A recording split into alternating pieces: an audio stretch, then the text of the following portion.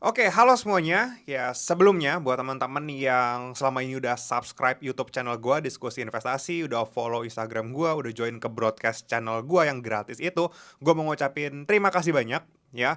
Dan sekaligus di video ini gua mau umumin bahwa akan ada segmen baru di YouTube channel gua, yaitu ya konten kayak gini ya, di mana gua akan ngobrol-ngobrol sama kalian. Gua bakal kasih tahu pendapat gua tentang update berita terkini ya, dan dampaknya ke market.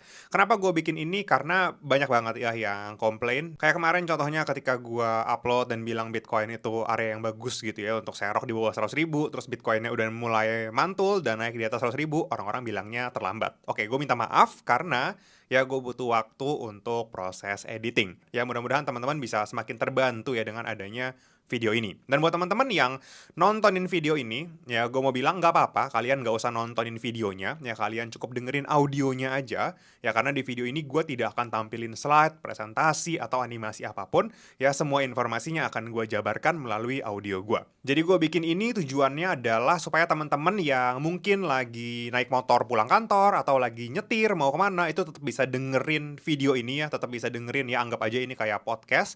Jadi teman-teman bisa tetap dapat infonya walaupun kalian lagi naik kendaraan atau bahkan kendaraan umum, cukup pakai AirPods saja, cukup pakai earphone aja dan dengerin beritanya. Oke, di video kali ini gua akan bahas tentang perang Israel-Iran yang baru banget memanas ya, serta dampaknya, sampai nanti kita akan belajar kayak di thumbnailnya ya, teman-teman bakalan tahu kenapa ujung-ujungnya dari perang ini yang akan menang adalah Amerika. Ya, dan endingnya gue akan kasih kesimpulan kira-kira sektor apa yang menarik dan saham apa yang menurut gue menarik ketika konflik ini berlanjut. So langsung aja kita mulai videonya. Oke, poin pertama kayak yang udah kalian lihat di thumbnail ya, kenapa gue tulis di situ bahwa dari perang Israel dan Iran ini ujung-ujungnya yang menang itu adalah akan Amerika. Ya itu bukan thumbnail yang clickbait, tapi ada reasonnya dan gue akan jelasin di video ini. Ya jadi kayak yang kita tahu ya, beberapa waktu lalu Israel nyerang Iran, Iran balas Israel, terus beberapa jam yang lalu Amerika baru aja jamin ya ikut jatohin bom ke beberapa pusat nuklir yang dimiliki oleh Iran. Ya walaupun belakangan kita tahu bahwa persediaan atau cadangan nuklir Iran itu sudah perlahan-lahan dipindahkan bahkan sebelum Amerika menyerang. Jadi apakah serangan Amerika berhasil? Ya, berhasil. Ya, Amerika memang berhasil nyerang, tapi apakah berhasil melumpuhkan nuklirnya Iran? Menurut gua tidak berhasil. Terus apa dampaknya? Kenapa akhirnya Amerika bisa menang ujung-ujungnya? Oke, gua akan flashback sedikit, di mana letak Iran itu kita sama-sama tahu ada di daerah Timur Tengah. Dan mostly negara di Timur Tengah itu punya cadangan minyak yang sangat besar, dan pendapatan utama negaranya itu mostly ya dari ekspor minyak. Nah, mungkin kalian pernah dengar ada yang namanya Selat Hormuz. Nah, Selat Hormuz ini adalah daerah yang dilewati oleh lebih dari 20% pasukan minyak bumi yang ada di seluruh dunia. Seperti Bahrain, Kuwait, Arab Saudi, dan selat ini itu berada tepat di bawah negara Iran. Memang beberapa waktu lalu kita sering dengar ancaman bahwa Iran akan menutup Selat Hormuz. Jadi kapal tanker yang biasanya lewat Selat Hormuz untuk ngirim minyak untuk distribusi minyak ke seluruh dunia, itu ada kemungkinan untuk terganggu, ya, terhambat dari sisi supply-nya. Ya, apalagi ya baru aja malam tadi ya, parlemen Iran menyetujui bahwa Iran ini akan menutup Selat Hormuz, yang akhirnya negara-negara pengekspor minyak yang sebelumnya gue udah bilang tadi akan sedikit lebih susah untuk mengekspor minyak mereka ke negara tujuan. Ya yang tadinya tinggal gampang aja langsung masukin tanker terus lewat Selat Hormuz terus didistribusi gitu ya ke China, ke India dan lain-lain. Sekarang kalau misalkan itu ditutup, para pengekspor minyak itu harus mengirim pasokan minyak mereka ya sebelum dijual lewat jalur darat melalui Jeddah ya, Arab Saudi. Nah dari situ aja kita udah sama-sama tahu bahwa akan ada peningkatan cost operasional. Dari yang tadinya lebih murah lewat Selat Hormuz, sekarang harus ada ekstra budget yang harus dikeluarkan karena proses shipping yang semakin ribet ini. Bahkan para analis memprediksi ya ketika perang ini terus-terusan berlanjut, terus-terusan memanas, maka kita bakalan lihat ya harga minyak itu menyentuh 90 sampai 100 dolar per barelnya. Dan ini harga yang sangat fantastis kalau kita lihat rata-rata penjualan beberapa tahun terakhir itu ada di range 60 sampai 70 dolar aja. Ya bayangin, dari 60 naik ke 100, itu naiknya udah berapa persen? Ya udah 50% lebih. Ya itu dari sisi supply yang terganggu. Nah sekarang kalau kita lihat dari sisi demand-nya, minyak Timur Tengah ini itu berkontribusi terhadap 60% penggunaan dalam negerinya China. Ya kita sama-sama tahu, China negara manufaktur ya, memproduksi ini itu dan butuh mesin ya untuk memproduksi barang itu. Nah, untuk menggerakkan mesin ini perlu minyak dari Timur Tengah. Ya, balik lagi ya kita bisa lihat demand dari China ya ini tidak akan turun. Sedangkan supply-nya ya pengirimannya dari negara Timur Tengah itu terhambat. Ya, hukum supply demand. Ketika supply-nya semakin terbatas tapi demand dari China-nya tetap atau bahkan semakin tinggi, maka harganya bakal naik. Ya, dari sini kita udah bisa lihat kenapa harga minyak itu berpotensi terus-terusan naik kalau misalkan perang ini terus berlanjut. Nah, sekarang pertanyaannya gini, kalau misalkan ya supply dari Timur Tengah ini terhambat, China tetap butuh nih 60% industri mereka itu pakai minyak dari Timur Tengah. Terus mereka harus cari dari mana? Oke, pertama ya mungkin mereka akan cari dari Rusia ya karena negaranya nggak jauh. FYI nggak bisa segampang itu ya karena untuk spek mesin di China itu mostly mereka cocoknya pakai BBM atau pakai bahan bakar minyak dari hasil produksi Timur Tengah. Dan tidak segampang itu para pabrikan industri di China itu untuk mengganti mesinnya ganti dengan BBM dari negara lain ya selain Timur Tengah.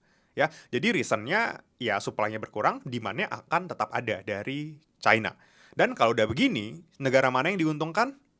Ya, bisa sama tebak? Iya, betul.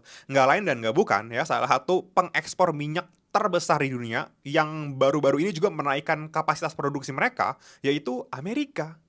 Ya, jadi menurut gua, keterlibatan Amerika di perang Iran dan Israel, yang dalam tanda kutip menurut gua untuk manas-manasin, nanti Iran nutup Selat Hormuz. Gitu ya. Akhirnya China beli sama Amerika. That's why gue bisa bilang Trump ini bener-bener jenius menempatkan dirinya di dalam perang Israel dan Iran.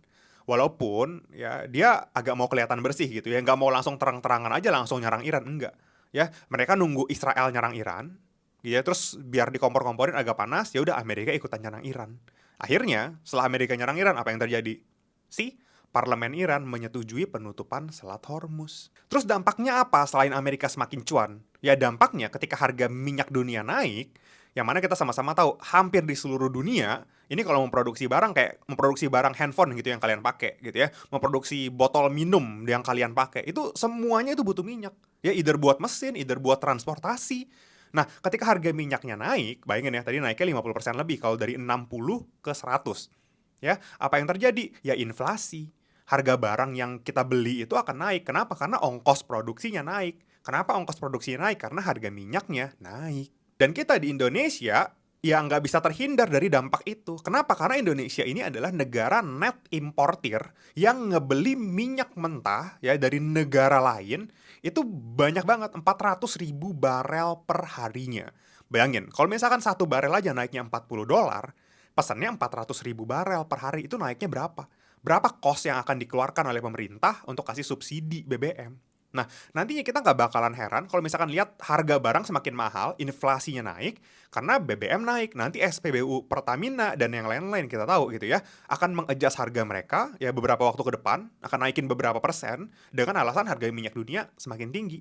Ya, buat teman-teman yang nggak percaya, ya kalian bisa save ya video ini. Ini gua rekam di tanggal 23 Juni, ya kalian bisa lihat ya beberapa minggu ke depan, ya atau beberapa bulan ke depan, naik nggak tuh harga BBM. Nah, itu adalah dampak yang hampir pasti terjadi kalau misalkan harga minyak terus-terusan naik. Ya, inflasi tinggi, dan ya kayak yang kalian tahu, ketika inflasi tinggi, apa yang terjadi?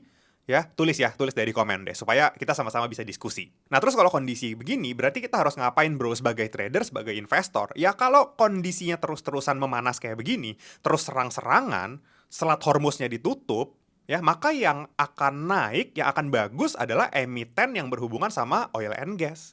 Ya, contohnya apa? Contohnya di IHSG ada Medco dan Akra.